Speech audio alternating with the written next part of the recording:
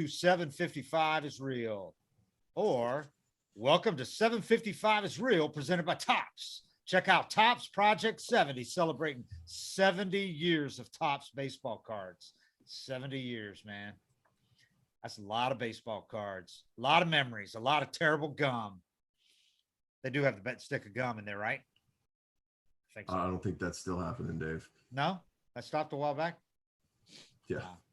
Well, I'm David O'Brien, race writer for the Athletic. I'm with my co-host Eric O'Flaherty in Walla Walla. No. Mm-hmm. In Walla Walla. Yeah, pretty much. Okay, College place Washington. right outside it. Yeah.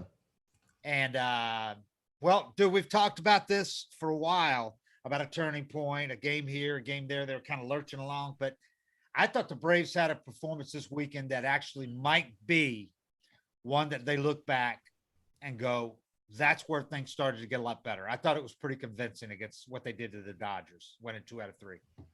Yeah, I was curious just to see. I'm wondering, this team's been to the playoffs, 3 years in a row? Yeah. Went deep last year. Finally won a series last year, won 2 series. Yeah. I was wondering, just if it's hard to get up for regular season games, or if you got your eyes on this big prize and all the way down the road in October, just how they'd play, this series against the Dodgers kind of being a bigger one for them, or the team that knocked them out, if they'd kind of rise to the occasion. And I definitely saw it with the bullpen yesterday. That was kind of like how you'd expect them to line up and pitch in a playoff series. So back-to-back days, bullpen. Yeah, back-to-back days of really good bullpen and a couple good wins against the team that you're looking at. This is who we're going to have to beat if we have that same vision. And you saw him beat Kershaw and Trevor Bauer back-to-back days. Yep. Get a good start. The Braves starters outpitched them both days. Charlie Morton had a good, not great, but a good start Saturday. He had to work a little extra. He had one bad inning. And Fried was exemplary yesterday. Yep. I thought he was very good. Clearly badly outpitched Trevor Bauer. And the Braves bullpen was, that's what they had hoped. We knew they were capable of that. They just don't have the depth they have last year, where they have 6, 7 options to do that. They've got those 3 or 4 guys. Mm-hmm. And if you have to use them more than 2 days in a row, you're going to run into problems, because Snit's not going to do it 3 days in a row. They are committed to not overusing these guys. So if they had a game today, they would not have nearly the formidable bullpen to run out there. They don't have a day today. They're off today. So, but that's where they might run into problems, which is why it's also so critical, the addition of Shane Greene Sunday. Yeah. They called him up. He didn't get in yesterday, but he warmed up. He was ready to go in. So if they had tied that game or something, we would have seen Shane Greene. And if there was a game today, I'm sure we would have seen Shane Greene in a prominent role set up, or even closing. But that's the big kicker. If you do go through a series like that, and they were still able to pitch like that and not use Shane Greene, you push him into a big role instead of having to call on guys that might not be ready for it. That's where that depth comes in, along with the starters pitching better. Right. And see what happens those days if the starter goes 5 or 6 innings instead of, leaving in the 4th or whatever. If they go 7 innings, is even better. Then you can get by with that bullpen for sure, especially with the addition of Shane Greene. You got plenty of bullpen as long as you don't have any more injuries, Yeah. As long as you keep Chris Martin, Big Rig upright, and Will Smith, he stayed healthy. His only thing was COVID a year ago. So those 2 guys, really no worry about that. Matzek's looked a lot sharper again. He had a really good outing Saturday, I thought. And Mentor, he looks great. He had his little blip, but yesterday he came in and really shut it down in a big situation. Came in with 2 on, none out, got 3 pop-ups or fly ball. Yeah, it was like they rose to the occasion, and that's kind of the point I'm trying to get out there is, yeah. I think this team woke them up in a way where they felt, it just had more of a playoff feel. I think, after you go to the playoffs 3 years in a row and you got your eyes set on winning the World Series and you go deep over and over, winning, not deep, this first year going deep last year, but I don't know how you get up for a June series against the Marlins. I think that it can be kind of a letdown playing those series, and that's where the leadership comes in. You need guys that stress the importance day in, day out, but I don't think you can help it. Even as you see like veteran players go on in their career, they're not that excited in spring training. They're not that excited in April. I think there's a little bit of that going on with this team. And I hadn't really thought of it till this Dodger series came up. And then I saw the way they played, this weekend. And they had some other guys step up this weekend. They've had about 4 guys really going well now in the lineup, but they had, with Riley getting a much needed day off yesterday, he had 4 errors in 3 games, which after making like 1 in the previous 30 games, he needed a day off. He got one yesterday. And I thought Adrianza filled in well over there third. And you got some big contributions from a couple of unlikely guys. Ender Inciarte. People probably forgot he was still on the team. He had 2 RBIs yesterday, had a big sac fly, RBI hit, and those proved to be difference makers. And Almonte had a great catch, and he had a big hit. So out in left field, filling in for Ozuna. So, I mean, that's the kind of stuff they're going to need, some other guys to contribute, and they did it this weekend. So, yeah, Charlie Morton I thought he had some really good things to say after his start Saturday. He was asked about the bullpen because they really came through in that game. He was asked about the bullpen woes lately, and he also kind of encompassed the whole team vibe, I thought, into his quote. He was talking about the pen, though. He said, I think it's a compounding thing where a couple of guys have a couple of rough outings, and then before you know it, there's a lot of negativity. I'm not sure how much of that's in the clubhouse, but I know that for them to pick up 4 innings tonight against a really good team, just on an individual level, when guys struggle a little bit, you just hope that they can get an opportunity to go out there and get another one under their belt and move past it. And I think for whatever reason, it's been hard to find that. It's the same thing as our offense. The momentum has just been hard to find, whether that's just bad breaks, whether that's not executing pitches for the pitchers. I think we've all been experiencing a little bit of that all year. And then he finally said, I like rooting for people on an individual level. For me, it's not about wins and losses. It's more about the experience of being in a clubhouse with guys that are going through with their own struggles and successes and getting to know guys. And at the end of the day, if you're doing all the right things that way and you're being a pro and you're being a good teammate, the rest of it will take care of itself. And I feel like everybody's been doing that. I feel like we have a good team in the clubhouse. I feel like guys really support each other. So it's been really frustrating just to see guys struggle in that way. And so it all just really goes back on just keep grinding and just keep trying to get some momentum, because I know it's going to come, just hopefully sooner than later. I thought that was good stuff. And then Sunday they went out and did the same thing again. So that's 2 days back to back when they did the kind of things he's talking about doing. And that's what they're going to have to do. If you want to win a World Series, if you want to win this division, which is pretty tough, they're going to have to be able to clean it up. I mean, I know it's been frustrating for fans. It's every bit more frustrating for players to see the team they have and underperform. But for me, that series was just good because that was that was the picture and the vision of how you see this team playing if they're going to go deep.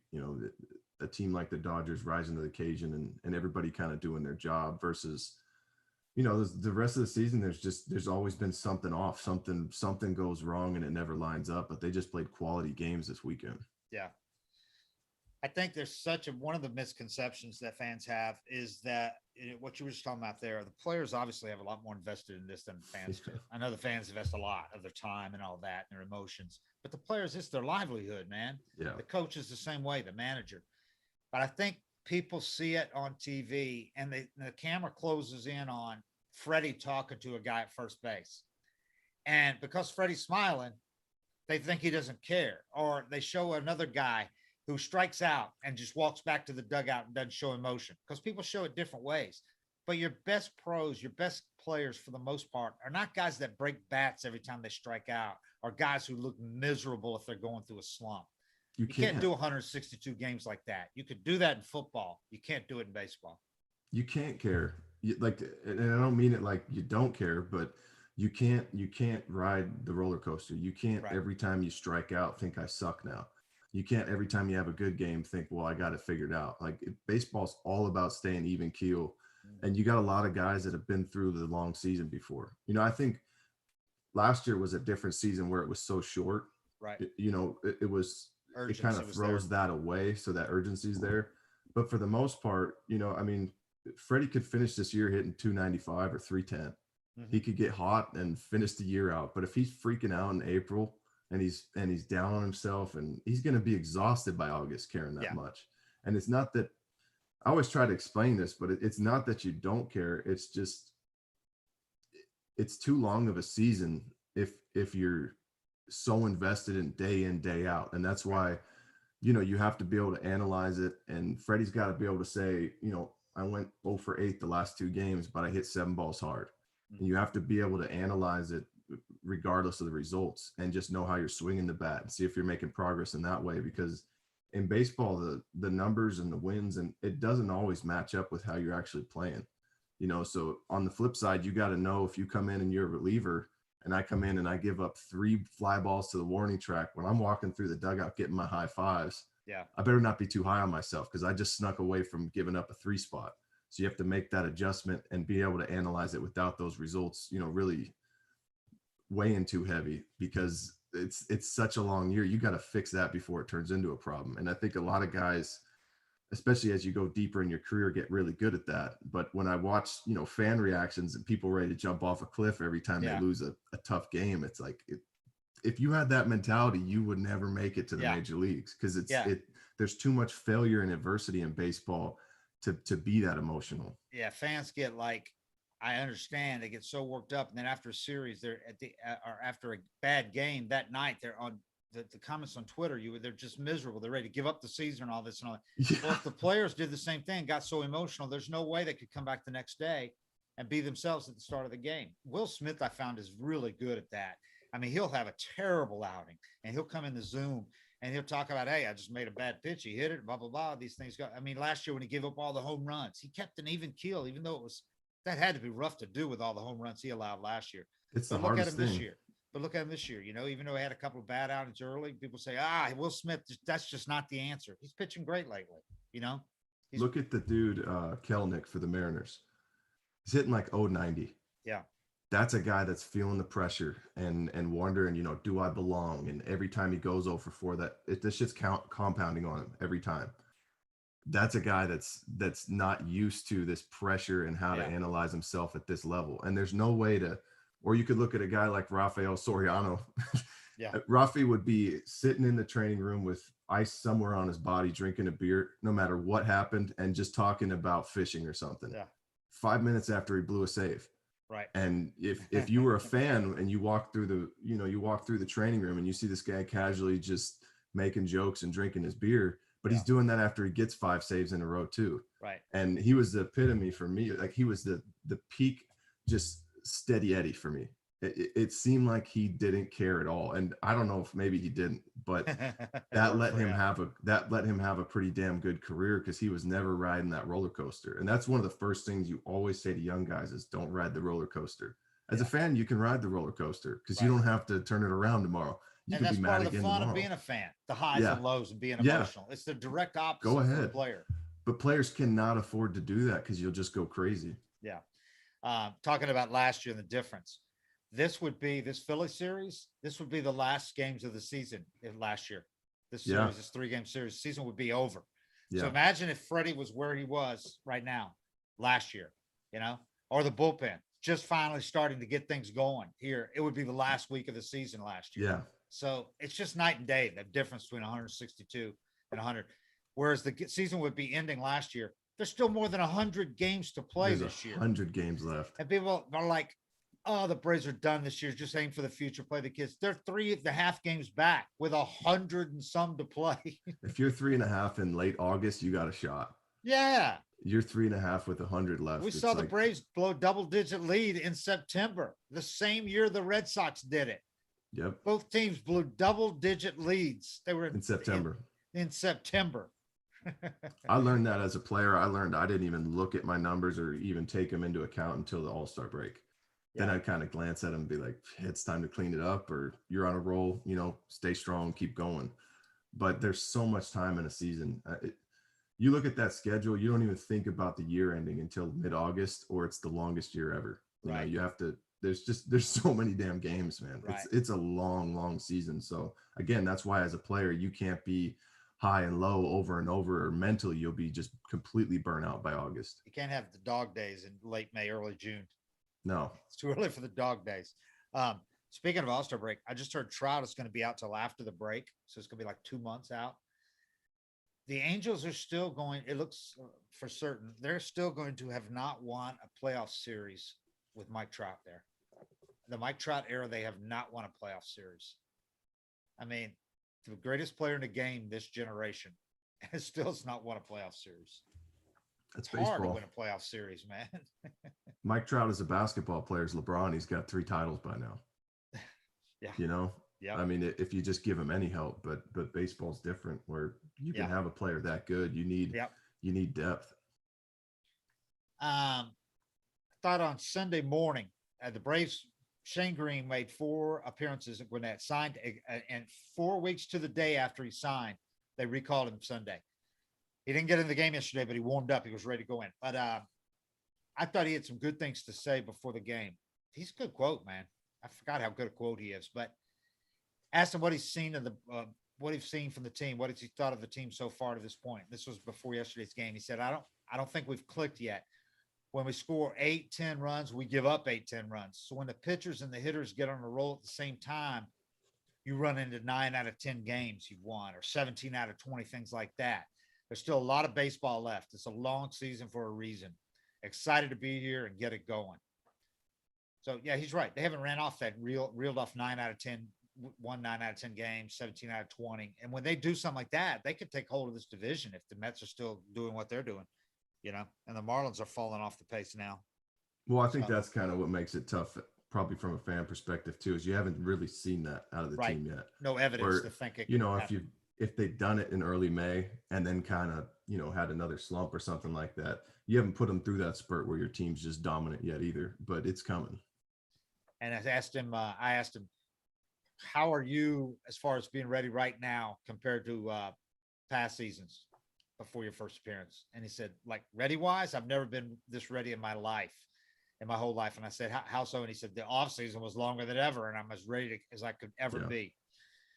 Said, then asked him what happened in the off season, free agency. And it reminded me of Keuchel, only Keuchel started immediately talking about it. It was like, but he's got the same kind of feelings. You could tell he's just not ready to talk about it. But he said, that's a very long conversation that potentially I would like to have with you guys. But right now I'm just focusing on being able to be a baseball player again, having a locker in the locker room and trying to win a baseball game. So he's not going to get into all the politics and the financials and the baseball economics right now. Well, he thought he was going to get 2 or 3 years, and he got a lot more than he got 1 year, and it sucks. And he doesn't really want to go down that road. He wants to just shut up and pitch. Yeah, he's got a good attitude about it. He's coming in not with a chip on his shoulder, or if he has a chip on his shoulder, he's going to use it rather than talk about it. Yeah. So I think it's going to be a big addition. He's in great shape, by the way. I saw him he had one of those tight shirts on. You could tell. Oh, he went to drive line, by the way. I was wondering what he was doing during the downtime. He called Matt Boyd, who he was teammates with in Detroit, and Matt Boyd's from out there in Washington, and Boyd got him hooked up. He asked him, do they have hitters out there? And Boyd told him, yeah, they got hitters all the time. And so he went out there and was throwing one live each week and was working out there, basically driving Boyd's car, living in his house for, that last month before he signed. Yeah.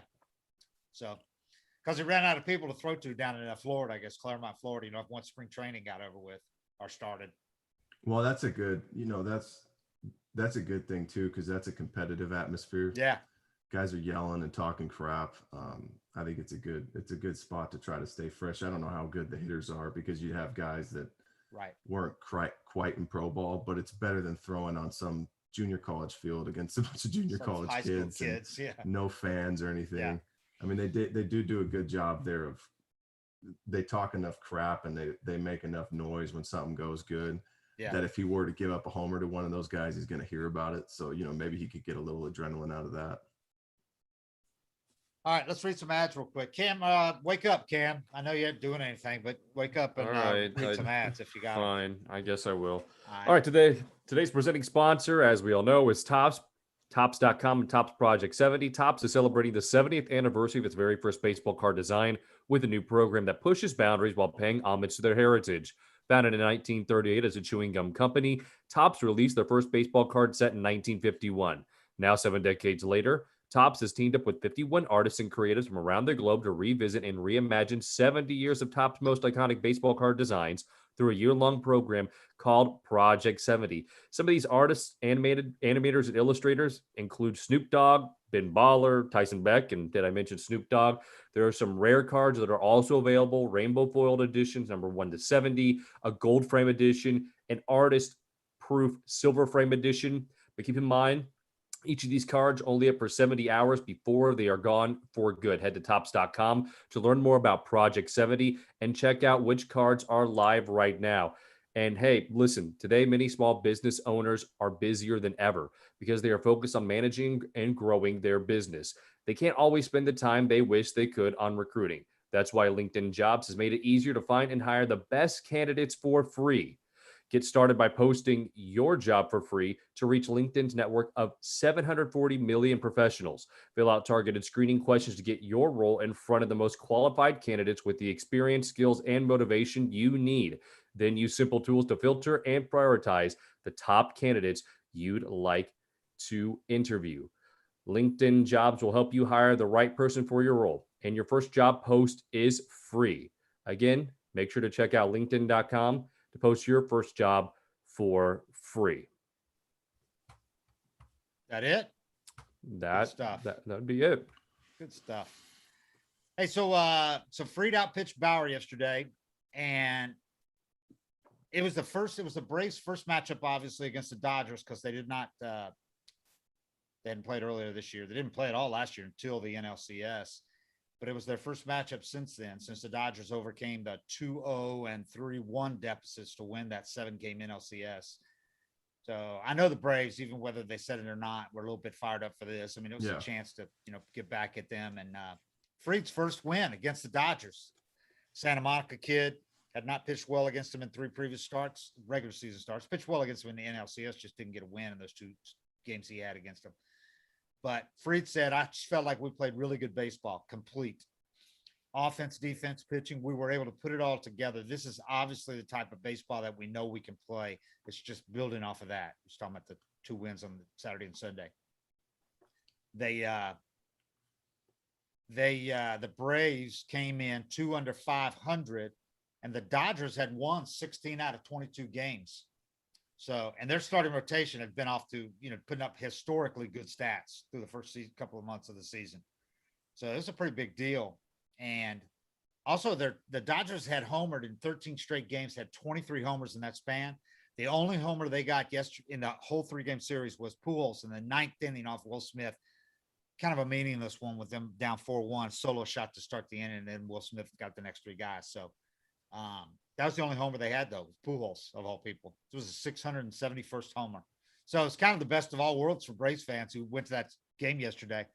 Got to see a big Braves win, got to see Pujols hit a home run, and the Braves finish off a series win against some packed houses all weekend, too. Over 40,000. A lot of Dodgers fans snuck in, too, huh? Quite a few, but not nearly as many of higher percentages in the past when you would hear them kind of drown out Braves fans. It wasn't that case at all. It was way more Braves fans than Dodgers fans. Of course, if the Dodgers had been kicking their butts, you would have heard those Dodgers fans a lot louder than you would, as you did Saturday and Sunday. So, but good weekend for the Braves, no doubt. Yeah, I was glad to see him play like that. And like I said earlier, I just think that I'm glad the Dodgers came in playing good. I'm glad they came in 16 out of 22 or whatever. I'm glad they came in and they were tough and the Braves stepped up. For me, it was a good sign to see the team kind of rise to the occasion and win a big series. I know it's only, early June, but they know that's the team that they're most likely going to have to get past if they want to go to the World Series. So even if they don't say it, that series kind of amped them up a little bit. They've won. Okay, I like this stat here. The Braves have won 3 of the 4 games this season against opposing starters who were Cy Young Award winners. Bauer, Kershaw, Corey Kluber, and Max Scherzer. Those 4 pitchers were combined went 0-3 with a 5.56 ERA in those games. Scherzer got a no decision after allowing 4 runs in a 6-5 Nationals win. So that's pretty impressive what the Braves have. They've avoided DeGrom so far. That won't last much longer, though. He's on another level right now. He absolutely is. I told my dad like 2 months ago or early on in the season, he asked me who the best pitcher I ever saw was, and I said it hands down it's DeGrom. And he did the double take because I've played with some pretty good guys, and what he's done since I said that, my dad's kind of like, well, I see it now, because he's just gone. He's on another level this year. But I also saw somebody trying to call him out for going to his belt and his glove or using pine tar or something like that.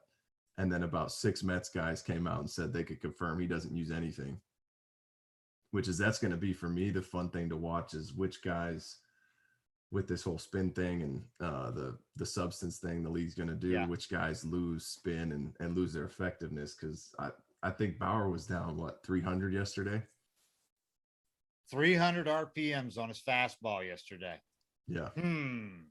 Yeah. How about that? And explain to people how much difference that is. It's everything, man. I mean, it's so like when I was playing, we didn't have all these ways to measure it, but you'd have a guy like Buddy Carlisle. Buddy Carlisle would throw 90 miles an hour, or James Parr, they'd throw 90 miles an hour and they'd blow it by guys. Mm-hmm. Then you'd have another guy coming in throwing 96 and it just get crushed into the gap, like it was 90. And we didn't really know how to measure that. And we'd call it invisible or say maybe they had deception, but really what it was is the more the ball's spinning, your fastball, instead of slowly dropping, it'll just slowly drop a little less. And that's when you'll get pop-ups and swing and misses. But if you say a good fastball is 2,300, a great fastball would be like 2,700, 2,800 spin on that fastball. Yeah. So that's a difference of an okay fastball versus a great one, is that gap that Bauer had yesterday, or 300 RPMs is it's the difference between a foul ball or a swing and a miss and a home run. So I mean, it's definitely guys that are getting that benefit, and that's pretty much what he was calling out everybody that was going to the Astros and gaining 300 RPM, 400 RPM, and changing their whole career. That's what he was calling everybody out for. So you'll kind of see which guys, and I'm real interested to see how he does without that, because he won a Cy Young last year with an extra 300-400 spin on his fastball. It'll be interesting to see which guys are able to maintain their performance and which ones aren't. But a guy like DeGrom, I don't see falling off no matter what they try to do. Yeah, DeGrom has not been accused of anything like that during his career. Nobody has said anything, accused him of doing anything. I mean, the guy's just a freak. He's he's throwing harder and harder as he gets older. He throws harder as the game goes on. He's a great athlete. He's just a great, he could probably play shortstop. He can hit. He's fast. He's just a great athlete, and being 6'4" and having the extension he has, and he's basically just playing catch at 100 miles an hour. I mean, he doesn't miss his spot too often. You're watching something special. Snit has been asked so many times, after they play a good game or two, about momentum, and is this the time that, you think this is a turning point and all that, you could tell he was kind of reluctant to really even entertain the question yesterday. But as he answered, you could tell that he did look at it a little differently this weekend. He's not trying to get too excited, but you could tell, because he said, because these two solid games they played be, the kind of a turning point when you look back later in the season. And he said, it remains to be seen. But then he goes, hopefully it's something you look back on in 2 or 3 weeks and maybe point to this. I mean, he goes, I hope. I mean, other than the one inning, talking about that horrible 8-run inning in Friday's series opening loss, we played a really good series this weekend against the world champions. We did a lot of really good things. The bullpen was unbelievable in this whole thing. We got some big hits. I mean, it should show these guys that we're as good as anybody out there when we play the way we're capable of playing. And they are, I mean, they just haven't done that pretty much, 90% of the year. And I think that it's got to be a tough job for you in the media, because baseball players just by default downplay everything. But that's the message you're trying to drive into your own head. So you kind of just repeat it out to you guys. So you don't get too many of those great quotes, but I'm sure they're thinking along the same lines of, if we could do that to them, we can beat anybody, and trying to roll off it. You just don't want to say that out loud, and you go out and have a crappy series, and it's just, it just dilutes it more even next time you have another turning point. Yeah, I mean, it depends on which guys you got. Some guys are better quotes than others, but for the most part, yeah, when they're going through what they've gone through this year, Let's just downplay it. yeah, that's all you can do. You can't look desperate. You can't look like, oh, woe is me. Yeah. You- then you're done. then your teammates will be like, dude, what's wrong with you, man? Yeah. um, Abraham Almonte, he only had 3 starts and 13 plate appearances before Sunday, and he drove in the first run of the game with a double after Dansby Swanson leadoff single in the second inning. So that was big. I got him going, and you could just hear the crowd was waiting for something to break early, and they roared. So that, and they never looked back. I mean, they never lost that lead. But Ozzie Albies added an RBI double in the third inning, and then that you could tell that this isn't Bauer at his peak. I mean, this is not DeGrom. This is not, you got to scratch out one run. You could tell that they were going to get some things going. They could have had a lot worse too. They could have scored a lot more runs off of Bauer. They had 4 innings where they had 2 runners on and less than 2 outs against Bauer. 4 of the first 6 innings. So it could have been a lot worse than it was. Yeah, it was. That's what I'm saying though. Even with his strikeouts, he's been striking out 10 and walking 1 or 2. Mm-hmm. It's not just the strikeouts themselves; it's the walks. He had 4 or 5 walks yesterday, and it's when there's that sharper break on the ball or more right on your fastball, you get the hitters to chase more. It's not just the actual results you see. It's that 2-0 slider. They can't swing at it. They don't see it. It's sharper. The 2-1 slider breaks out of the zone just a little bit, and they chase it. When you see it and it's not a sharper break, it's easier to take those pitches. So the more spin, it's just sharper and harder for the hitters to work with. I mean, I think the league's doing the right thing, honestly, even though it hurts pitchers. Mm-hmm. I think it's the one thing they can do without moving the mound back or banning the shift. It's like the least extreme thing they can do, and still maybe have a drastic difference and get some offense back in the game. And they're actually not changing the rules of the game. They're just adhering to the rules. They're enforcing the rules that's already there. So, I mean, I agree. I'd rather see, if it works, I'd rather see them do this than change everything else. I mean, as much as I'm on the fence about shifts, and I think, I'm to the point now with your hands in the air and say, yeah, if you have to ban shifts, then do it, or at least make sure infielders are up, 2 infielders on each side of second base, blah, blah, blah. But if this works, I like this better. If it's as bad as they say, I mean, I'm hearing stats that there could be 80 to 90% of pitchers using something. I don't know how accurate that is or not. It was 80 to 90% when I was playing, and we didn't even know the benefits. Right. Like I said before, attack. I didn't use it because I didn't know it could add that. Yeah. If I knew, I could have gotten an extra 300. I didn't even know what 300 spin was back when I was playing. It was just like you either had a good fastball or you didn't. You're good or you sucked. So if I had those details, I tell people all the time I didn't use any pine tar because I just couldn't get a feel for it. But it wasn't like a moral thing. I wasn't trying to be better than other guys and thought they were cheating. I just didn't do it because I wasn't good with it. I was better without it.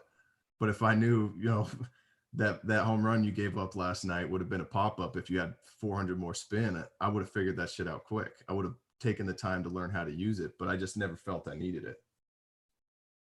Meanwhile, while they had him on the ropes and kept letting Bauer off, Fried was perfect in 4 of his first 5 innings yesterday. Mm-hmm.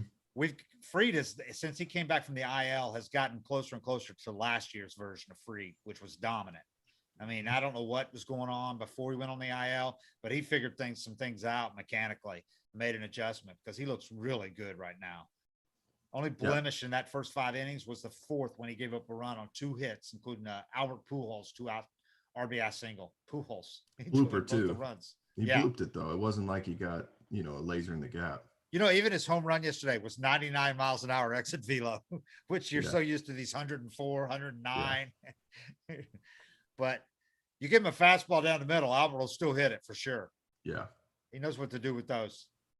Yeah, I think, it's especially a guy like Fried, even it's just crazy in baseball how easy it is to give up on somebody or think they're not the same this year. He's going to have to pitch like this for another month before people completely buy in again that he's back.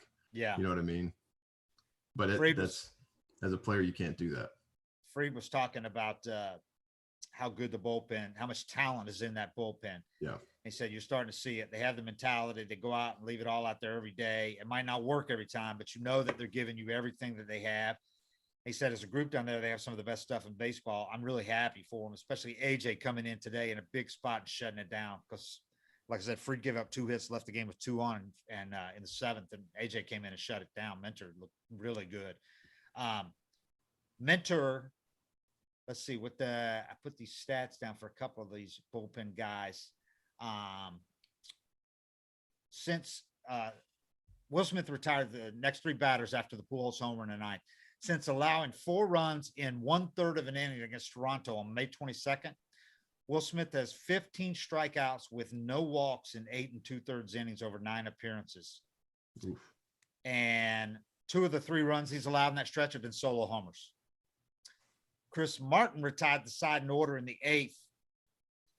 He's been on since he got back from the injured list. I mean, you see how much they missed him because he missed a month, 5 weeks.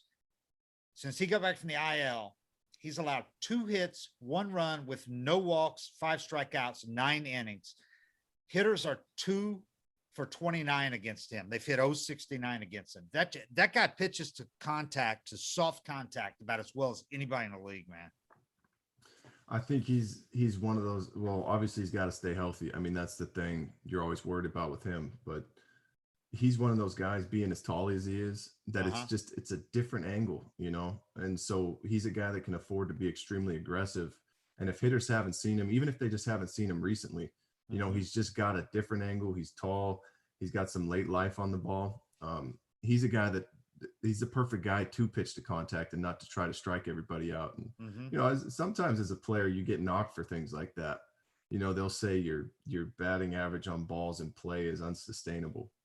You're like, I broke 4 bats last inning. Yeah. So like, look, you know, I mean, you don't get too much credit for pitching to contact. So it's tempting for relievers to try to strike out guys more and put up those more dominant numbers. But with Morton, it's that angle is just not going to go away. And that angle is not going to slump. Especially in this day and age, you get knocked for it. Strikeouts, such an obsession now with strikeouts. Speaking of, in Major League Baseball right now, why do they want to make these changes? Because the 237 batting average is tied for the lowest in Major League history. 1968, there was a 237. The 24.1 strikeout percentage is the highest in Major League history. And the 708 OPS is the lowest since 2014.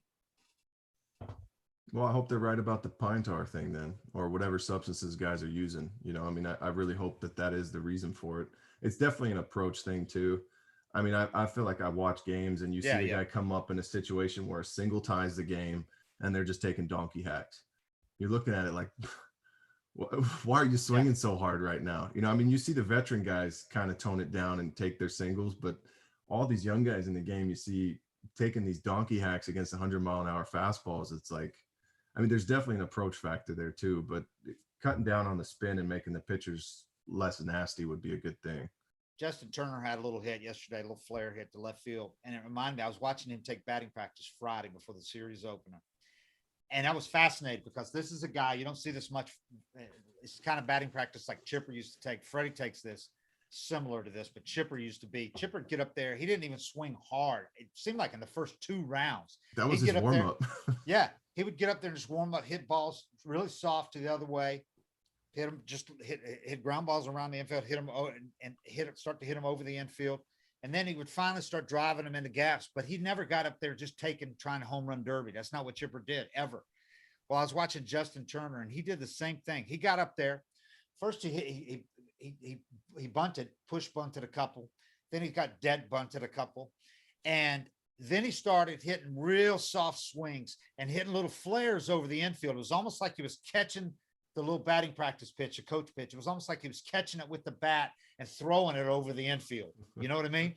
And he did that for 2 rounds. He didn't take a hard swing for 2 rounds that I watched him. He's up there. He's like with the bat, with the bat control. It was just something to watch because you don't see guys do that up there. But that's what he did for 2 rounds. It was like, that's what guys should be doing, man. I mean, guys just can't help themselves. They get up there and swing hard for, 5 rounds of batting practice. See how many they can launch into the upper deck or second deck. And then take it into the game and you punch out 3 times and you hit 112 miles an hour to left center and you're on Sports Center. Yeah.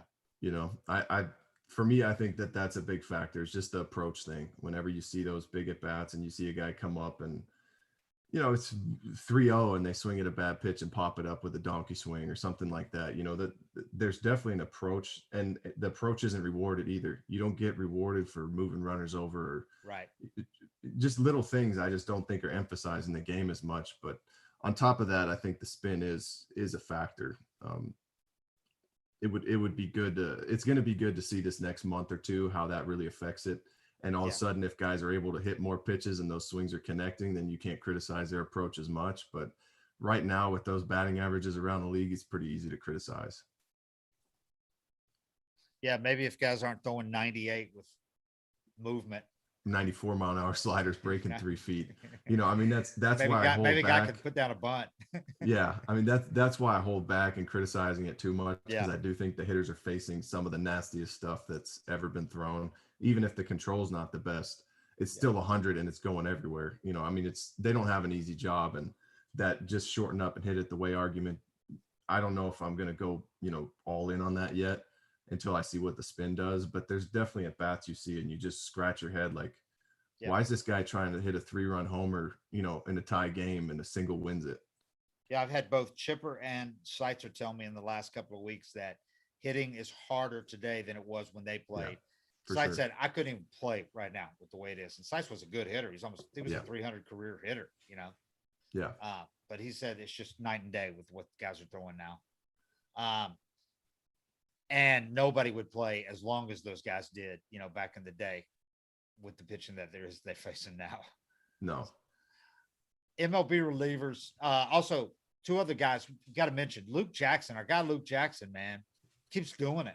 I put in 20 innings as a base on qualifier filter on Fangraphs, and I came up with Luke Jackson has the 9th lowest ERA among relievers with at least 20 innings, 1.25, 9th lowest in the majors. AJ Minter and Luke Jackson are 43rd and 45th in opposing slugging percentage at 298 and 299, which 43rd and 45th, and most people are going, that's not that much, but that's 30 teams. 43rd isn't bad. 45th and 40, that's better than everybody but like 1 or 2 guys on every team. Yeah. So Luke, for whatever reason, Luke's just easy to hate. I kind of like it. More guys are coming around to him though, but he's still people are still waiting for him to fail so they can jump all over him. If he has one bout outing, it's like Twitter just jumps all over Luke Jackson, man. Yeah.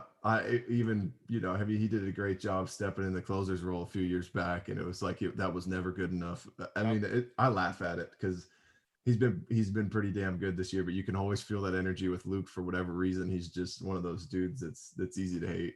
I loved hearing him say it when he was on the show a few weeks ago that he thrives on that. The biggest difference for him this year is the crowd, which is be ironic because he's the guy that, on social media at least gets booed, but it's not like that at the ballpark. They don't boo Luke Jackson at the ballpark. So that's why it's important to stay off there too. You could scroll through your name you could search yourself on Twitter or something like that after a bad outing and you're just getting fucking roasted. Yeah. But the nice thing is when those interactions don't happen as much as the stadium when you're playing catch before the games. Right. Even my last couple of years in Atlanta, I had like a 6 or 7 ERA and I was still getting, fans yelling at me, telling me they love me. And I was just kind of thinking, what's wrong with you, man? I've been blowing the game every other day. But yeah, it's generally in person, the interactions are a lot better, and guys just in general should stay off of social media because that's where people feel the most comfortable just torching you. Yeah. Cam, do some work, man. Read some ads. What do you think? Well, I guess I will. We'll go ahead and do one real quick. Make some money. We gotta reel in the dough, man. Speaking of dough, if you guys like cooking, HelloFresh cuts out stressful meal planning and grocery store trips so you can enjoy cooking and get dinner on the table in about 30 minutes or less. Try meals ready in 20 minutes or less, lightning prep recipes, and quick breakfasts and lunches. Perfect for your busy schedule. HelloFresh offers 25 plus recipes to choose from each week, from vegetarian meals to craft burgers and extra special gourmet options. Look, I know, David, you've kind of made something in the past with HelloFresh, and you said it turned out really well. I did. Even I could do it. That's saying a lot. So if David could do good, man. I think you did. It wasn't chicken marsala. That was someone else that that had Some this type of Saturday. chicken dish, but I don't It know was what a it chicken called. dish though. I But made two of them. I made two of the three that they sent me. The other one required a little more effort than I was willing to give. go to HelloFresh.com/12real. That's 12REAL. Use the code 12real for 12 free meals, including free shipping. Make sure to try out America's #1 meal kit with the help of 755 is Real and The Athletic. Hey, and last but not least, Roman, look, no one's perfect. If you feel like you come up short in the bedroom, sometimes it's perfectly okay. If it's bothering you, there are options. Go to getroman.com/755. That's 755 now. With Roman, you can get a free online evaluation and ongoing care for ED, all from the comfort and privacy of your home. A U.S. licensed healthcare professional will work with you to find the best treatment plan. If medication is appropriate, it ships to you for free with 2-day shipping. Again, getting started is simple. GetRoman.com/755. Again, GetRoman.com/755 to get $15 off your first month. Look, there's a straightforward way to take care of your ED. Go to GetRoman.com/755. $15 off your first month of treatment. I'm glad you don't follow that one up with the manscaping ad.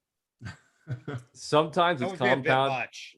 Sometimes in our copy layout, it is ran down like that. You have Roman or Oh, we got a insert funny person, huh? ED thing, and then you have Rome, Okay. and then you have Manscaped right after. So Okay, that's enough. we dodged that today. Hey, so you never told us what you came up with as far as choosing one of the options for your horrible options that you presented us with for your intros.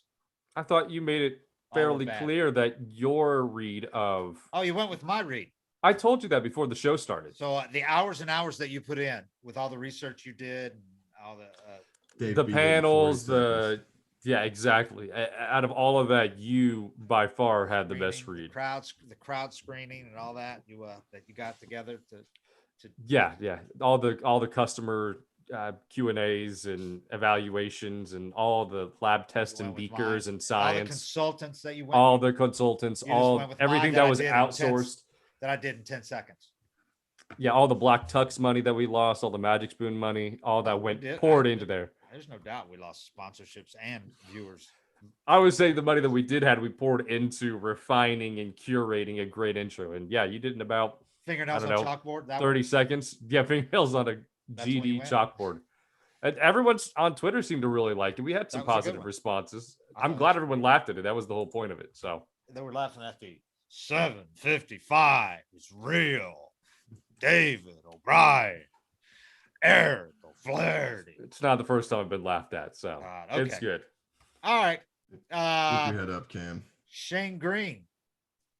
The offseason did not go as expected, as we mentioned earlier, but he's back, and I'm really eager to see him. I think I'm sure we'll see him probably in the first game of that Phillies series. If they, if not, then we'll see him during the series, and I think he's gonna have a prominent role. I would knowing Snit would probably ease him into it, but that first one he'll get him right out there, and maybe he'll ease him into back-to-backs because he did not do that yet at Gwinnett. But he says he's ready, and he said obviously had a longer offseason than he's ever had. He said he's more ready than ever.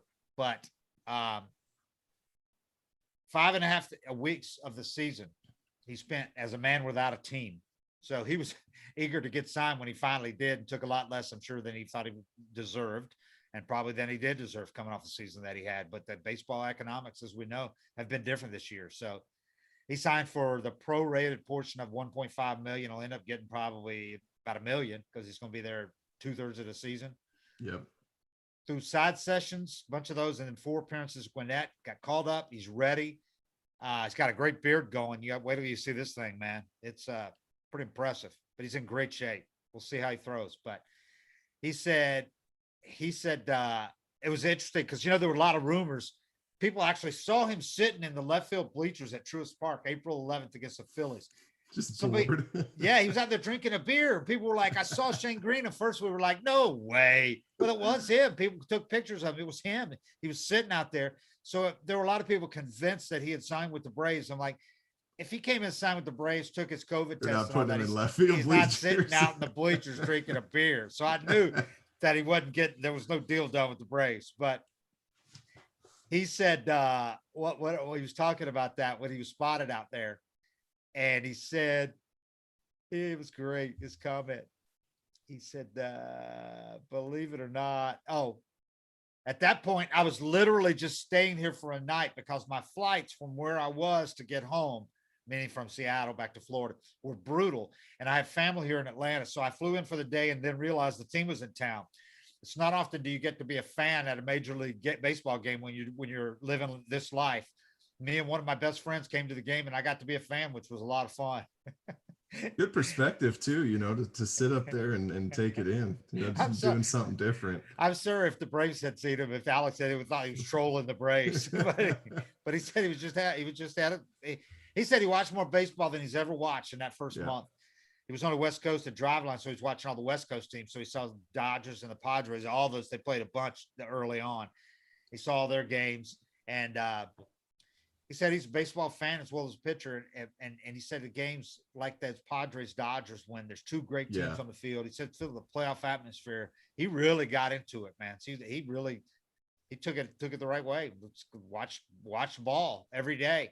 And then he realized, he couldn't watch as much because he needed to stay in shape, keep his arm in shape. So he was working out a little bit more and getting his sleep and all that. So, but it was interesting to hear his perspective on what he did to keep going, and went out to Driveline in Seattle, was throwing once a week, one batting practice a week, or live BP out there.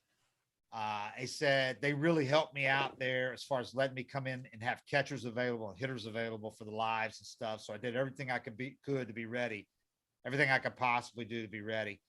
I basically got out there like maybe 2 weeks before the season started, and that was my first time there. So basically, I ran into a situation where I felt like it was getting harder and harder for me to find catchers and hitters to throw to down in Florida.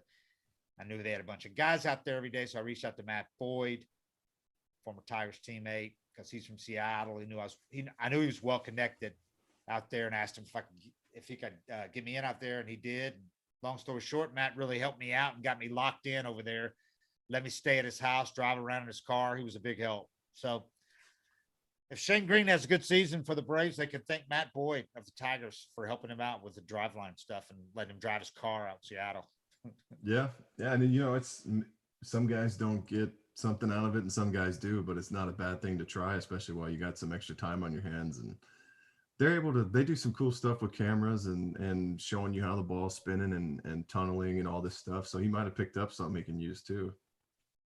Where's Driveline? Is it right outside Seattle? Suburban? It's in Kent, so it's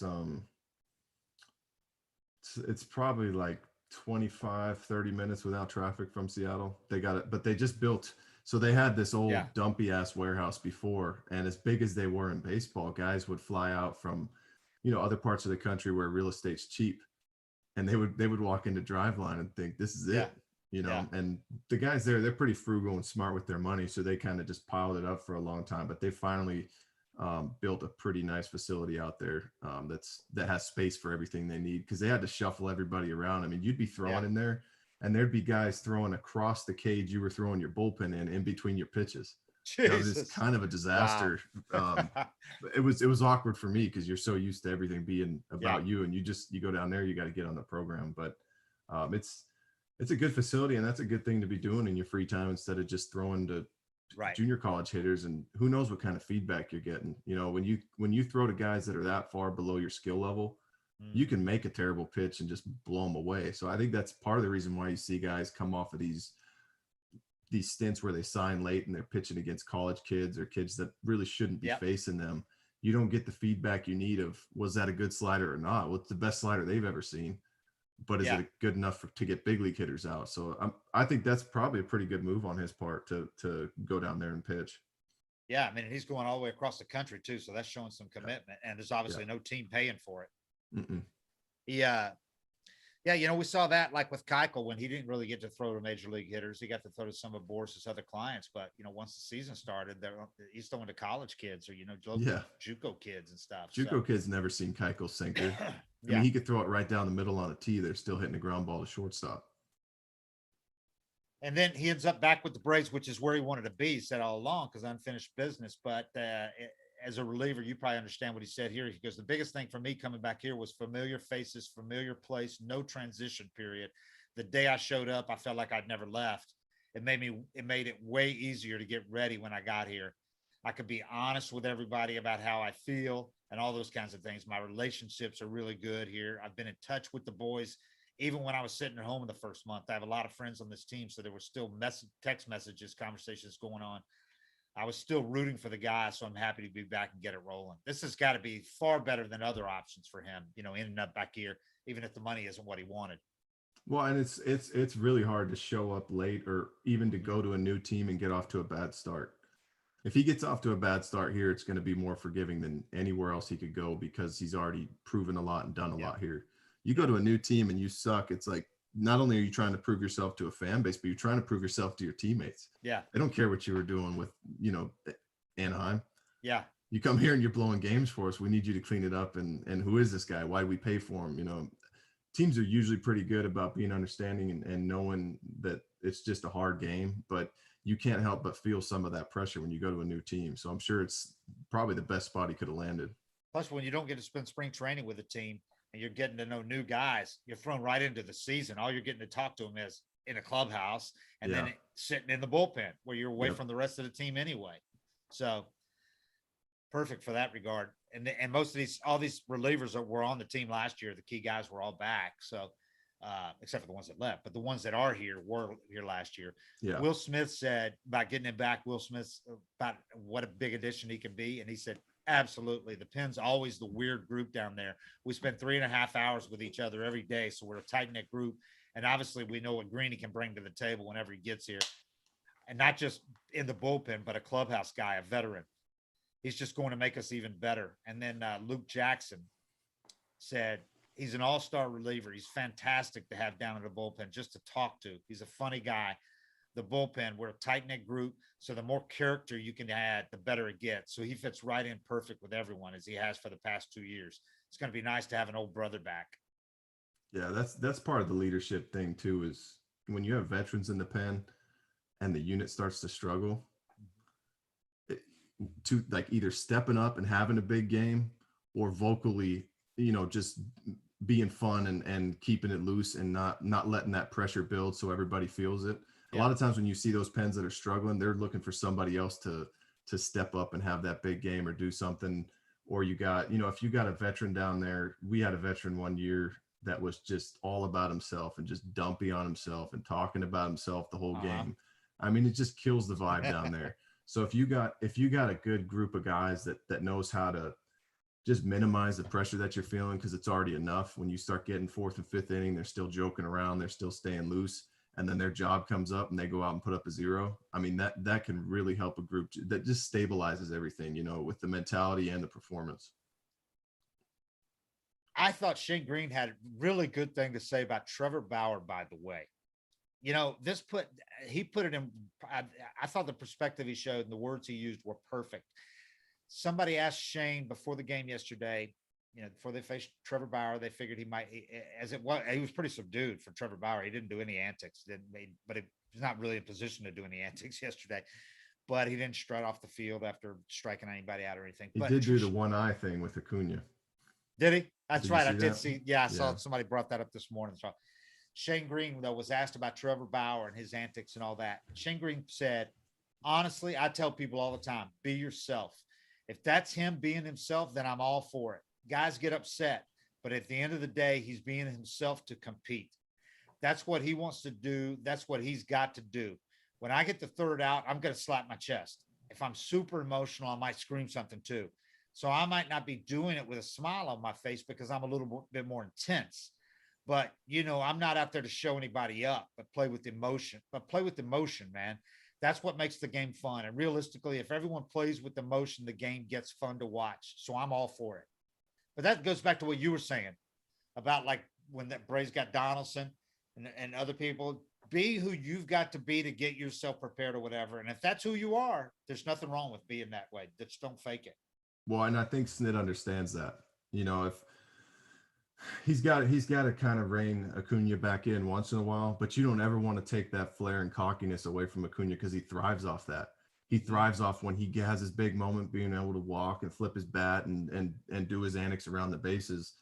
I think Snit's done a great job of embracing that side of the game because, when it was when I came up, I was getting in trouble for fist pumping. I was pitching at this Wow. game. I was pitching at Wrigley Field, and I struck out Mark DeRosa or somebody with it was biggest game of my life. Extra innings, Wrigley Field, crowd was crazy. I just couldn't contain it, and I got a big strikeout, and I started jumping around and fist pumping. And I came into the dugout, and a couple guys came over. They're like, "Hey, tone that down. Don't show them up." And I think I did it again anyway because I just couldn't control it. Yeah. But that's where my mind was like, this is the damn World Series for me right now. Yeah. For them, it was just another June extra innings game in a long season that was kind of downplayed. But where my brain was like, this is the biggest game of my life. Yeah. And to try to tone that down in that situation, you see guys, it's almost just like another distraction, and it takes that zone out of it. But for me to pitch under that pressure in that situation, I needed to be where I was mentally. So for me, guys, whatever you have to do, wherever you got to take yourself mentally to kind of have a little swag out there and be who you are, I'm all for it too. I can't even imagine somebody telling you not to fist pump nowadays. I mean, as long as it's just No, it's not a big deal at all. I mean, that's just everybody's doing stuff now. But if you watch the rest of my career, especially once I came to Atlanta, I really barely ever did anything. When even I could strike out, bases loaded, Giancarlo Stanton up with the game on the line. I'm just walking off the field because that's what I was taught. And in a sense, it was probably good for me because it got me to treat games and control that side of the emotional side of it and stay tame in those situations. But some guys, they thrive. They can be extremely amped up and still focus and thrive in those moments, or they can be pissed off and play well, or they can be just negative Nancy's and play well. And it's like wherever you got to take yourself mentally to get to that point where you perform at your best, you don't ever want to take that away from a player. It's funny because it's gone so far to the other extreme that it's almost like a guy who shows no emotion. That's almost more radical now. You look almost more intimidating walking off the mound. Like, I do this all the time. It's no big deal. Just strike a guy out and just walk off stone faced. Yeah. Like, what was it? Leiter's kid at Vandy earlier in the year, like somebody stepped out of the box and he didn't move. He just kept looking, staring at the plate. Just kept staring at the plate. I mean, that right there was far more emotion, far more intimidating than if he'd have got off the mound and said, "Get back in there." He just kept staring like, "Whenever you're ready, I'm just going to blow this by you anyway." You're not rattling me. You can stand there for 5 minutes and I'll stand here for 5 minutes. When you get back in, I'm striking you out. Yeah. But yeah, a guy just walking like DeGrom, he didn't show any emotion. Not really, because this was just what he does. He's pitching Little League games right now. Right. Plus, he's like, "Don't worry, we're not going to score any runs. You're going to win a game, so I'm just going to do it." Yeah. I mean, just overall, though, with it, every player thrives with a different mentality. There's guys that it's me against the world, and they have to manufacture this chip on their shoulder. And you're going like, dude, everybody knows you're the best player. But if they acknowledge that and they acknowledge that everybody thinks they're great, they might get comfortable and kind of coast. But if they can just draw up this scenario where everybody doubts them, they rise to this occasion that they created in their own head. And that's kind of, all the stuff you see, every player has a different mentality that they got to just stir up in their own head to be able to perform at their best. And if you never want to take that away from a player, whatever they have to, wherever they got to go mentally to perform at their best, just let them go there. And if there's some bat flips or fist pumps that come as a result of that, just take it. Who cares? It's a team game. Ultimately, that's the most important thing, obviously, is the team. But you can be a great teammate and still have individualism within that, within being a great teammate. Yeah. There's nothing wrong with showing individualism. As long as it doesn't cost you anything on the field, as long as it doesn't cost you a base or anything like that. I just think Snit's done a great job embracing that. Because like I said, I was getting in trouble for fist pumps. And Snit's been in the game 4 times as long as me. Yeah. So, I mean, I'm sure he sees some of the things going on in the game, especially, like the extreme selfie and those type of things. And he's just kind of been like, well, whatever they got to do to be at their best, go ahead. And that's probably not easy for him, but he's done a great job of that. Yeah. And it worked last year. Now, if he kept doing that this year, if Ozuna had kept doing that this year and they didn't get out of this malaise, he might have said something at some point, but it worked last year, and you're not going to disrupt it while it's working. we're 16 games back and we're down 5-0 today. I don't need you taking a selfie on your way to first base. And guys are throwing at our guys. So let's calm it down. Yeah. Bauer, just to wrap back, Bauer was 5-2 with a 1.98 ERA in his first 10 starts. And here's the big one you noted when we were talking earlier off before the podcast: 88 strikeouts, 15 walks, and a 491 opponent's OPS in those first 10 games, right? Last 3 starts: 1-2, 3.86 ERA, 800 opponent's OPS, 15 hits, 8 earned runs, 9 walks, 15 strikeouts, 5 homers allowed, and 18 2/3 innings. So he went from 88 strikeouts and 15 walks and a 491 opponent's OPS to 15 strikeouts, 9 walks, and an 800 opponent's OPS in his last 3 starts. So you want to see the difference that spin makes. I mean, it's probably right there. We'll see if it continues, but right now, obviously, that's a huge disparity. But he came out and said it. He Yeah. said it for years. He said what a difference that spin makes, and how he thought the guys were cheating. And I just wish last year, after he won the Cy Young, using whatever he was using, I wish he would have come out and just said, "I don't want it. Yeah. I cheated." I did. That was his moment to just that would have been the peak Trevor Bauer moment, to just that gotcha moment. But I don't think he could turn down the $100 million he was about to get. Yeah. He's walked this line where he's almost like trolling MLB, just going, look, everybody's using it. I've been using it. And at the same time, it's almost hypocritical for him to complain or whatever. And now that it looks like they're cracking down, then maybe it'll come out that that's what was going on yesterday, that he can't use whatever he was using. If he was using spider tack or whatever, he can't use it because we saw Joe West confiscate a cap off a pitcher a couple of weeks ago. MLB said this week they're going to start doing random checks and all that. They're looking now. And if he were to get suspended right now, then everybody's going to cast dispersions on what he did, to get that contract and the season he had last year. So he's like, he says he's not worried about it. He says he's not worried about it because he had a great season in 2018 before his spin rate was enormous, before he took the sharp spike up. Well, and that's the thing, though, is it will be a level playing field. If every pitcher loses 400, then you just have to be better than all the other pitchers that lost 400, right? And that's what he said yesterday after his start. He was asked about it. He said the quiet part's out loud. This is from the Athletics' Fabian Ardaya.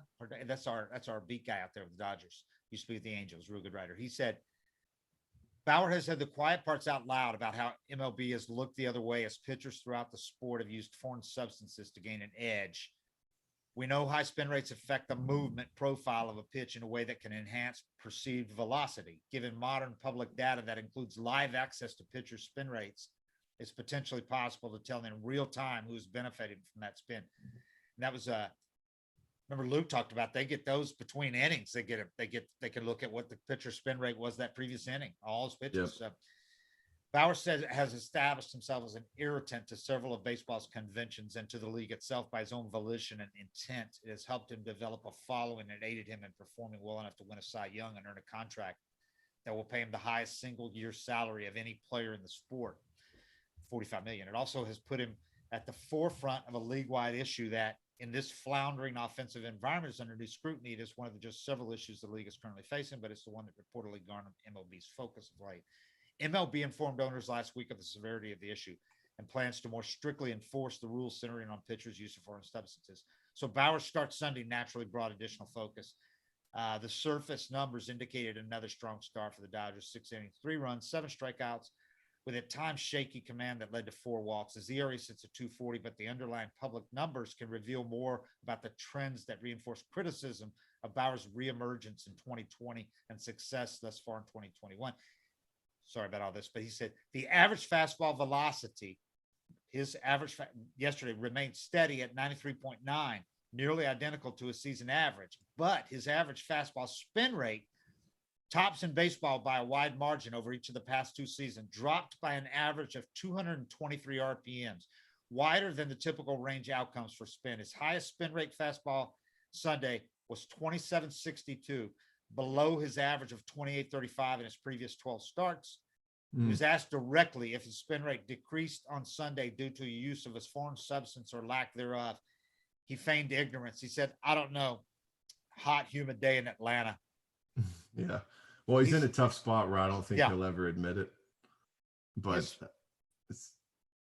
his rise in spin has coincided with the best season of his career, the Cy Young season 2020, when he had a 1.73 ERA and 11 starts. And he's hitting free agency. That spike in spin first came on the tail end of the season. In 2019, he had a 4.48 ERA, including a 6.39 mark and 10 starts after getting to Cincinnati. But spike started after that at the end of that year. His average fastball spin rate on Sunday was his lowest in a start since August 2019. Right before that rate increased by more than 300 RPMs for a start against the Phillies and largely held that point since then, if not increasing. And he's just the last thing he said yesterday, I've made a lot of public comments about whether the spike was linked to foreign substances. If you want to go research it and make your own decision, go for it. So, I mean, he's basically saying, yeah, it's pretty obvious. He's kind of got himself in a corner now. I don't know what he's going to do, what he can say or do to. It's like if he doesn't use, he's not going to have the spin rate he had before. And if he does use, it's going to be risking him getting caught. And then he looks like the biggest hypocrite in the world, right? Yeah. Yeah. I mean, that was why I said I thought it would have been mostly on brand for him to admit it after he won a Cy Young and pass up on a 3-year, $100 million deal just to prove a point and be right. Like I could actually see I could see him doing it. I thought he might, but you know, it's almost like I've seen people compare it to steroids. I think you can't, I don't knock a lot of the guys that did it in that era because I had a guy when I was in AA tell me, if you don't get on it, you're not going to be good in the big leagues. Like you can't compete at this level. And this was actually A-ball. Pine tar. You're talking about 66. No, steroids. Okay. Like right. This was early in my career. And that's how many guys were using it. Right. And I think his mindset. What year? This was 04. Uh-huh. So I was in A-ball, and it was a veteran guy that had been in the big leagues for a long time and was just telling us the benefits of it. I was so young and scared of all that. I didn't really consider it, but there were plenty of guys jumping on it. And we'd go out in rookie ball. We'd go out and we'd run like 3 miles in 110-degree weather. And then we'd be on field 25 for 3 hours doing PFPs. And you'd come in from that day and just be caked in dirt and exhausted and have no energy. And half the team would head straight to the bench press or straight to the squat rack and start working out. And it was like, how are these guys doing that? And I think that's kind of a similar mindset when you're watching guys pitch and they're able to do things you're not, and you know you're as good as them. He probably finally just said, fine, I'm doing it too, and jumped on it. But it's still a hypocritical move to call it out over and over and over and then jump on it and then take the money and come out and say it now. So yeah, he's in a tough spot, but the good news for him is his whole beef before was that he wasn't doing it, you know, on a moral thing. He was saying, you know, I refuse to cheat. And then you're watching all these guys outperform you. If he has to stop spinning the ball like that, but they all do too, now he's got the level playing field he was asking for all along. So that's the good side of this. And $100 million. And 100 mil. So, you know, I mean, he's coming out on top. Yeah. But it's I mean, it's an interesting thing. And I really want to see which guys, I mean, it can be a difference maker in your whole career. He went from being good to winning a Cy Young pretty easily. Yeah. So it'll be pretty evident the guys that were using it and guys that weren't. Yeah, there's not many guys like Jacob deGrom that can just be freaks and go up there and throw 100. No. Did you see how many pitches he threw at 100 or higher in that game yesterday? Like 30. Yeah, over 30. Unbelievable, man. But he's the guy throwing 100 in the game that doesn't miss a spot. You know, there's not many of those. It looks like he's playing catch. Yeah. He's the one that should have the biggest contract. Of pitchers, at least. Yeah. It's all timing. All right. Well, we finally had good stuff to talk about with the Dodgers. Now with the Dodgers series, we had said on Friday it was going to be interesting to see what happened, and Braves got to like it, except for one inning. They clearly outplayed the Dodgers. Now, interesting road trip coming up because you got Phillies and you got the Marlins who've slipped considerably, but still have that pitching. So you got to they can still pitch 3 great games at you, and take a series from you if you're not up on your game. This is another big week for the Braves because they got a chance to do some damage against division teams and put some more distance between themselves and those teams, while maybe reeling in, cutting into that Mets lead, which is only 3.5 games, I think. Still, Mets won again yesterday. Yeah, so 100 games left. Good stuff. All right, could be the turning point. We'll see. But they're back to within a game of 500. Every time they've got to 500, they have lost multiple games after getting to 500. So we'll see if they get to 500 in this next game. They're one game from 500. So if they win that Philly series, they win the opener, it'll be interesting to see what happens after that. Yeah, they're not going to finish the year at 500. I'll put money on that. Yeah, they're too good for that. They'll get hot. And Alex is still going to make a move or two, I think. I'm convinced of that. So, all right, and they'll have Darno back at some point in August, probably mid-August, maybe. We'll see where he is when he gets back, but that could be big too for September in the playoffs. That'd be a nice add because it'll probably take him a few weeks to get back, up to game speed, but you could see where that could really help you down the stretch and in the postseason, adding that type of catcher and hitter back. Yeah, and if he's, if he gets back to where you expect him to be, then he's just got fresh legs for the stretch run. Sometimes it's good. Relievers and catchers get some injuries during the year. It kind of saves them. Yeah, I mean, he played every game in the postseason last year, and that was when they were playing him every day. They weren't even getting breaks in the postseason. So this year they'll get some breaks, normal breaks in the postseason. A little bit more than last year at least. So you could have two catchers for that would really help if they could both do it. If they could both catch some games. So all right, but that's getting way ahead of ourselves. They got to make it first. Yeah, because I think they're gonna have to win the division to get in the way the West is going. Yeah. All right, that's it. A lot to talk about. 755 is real. Thanks everybody. Give us good ratings. Talk to you later. See ya.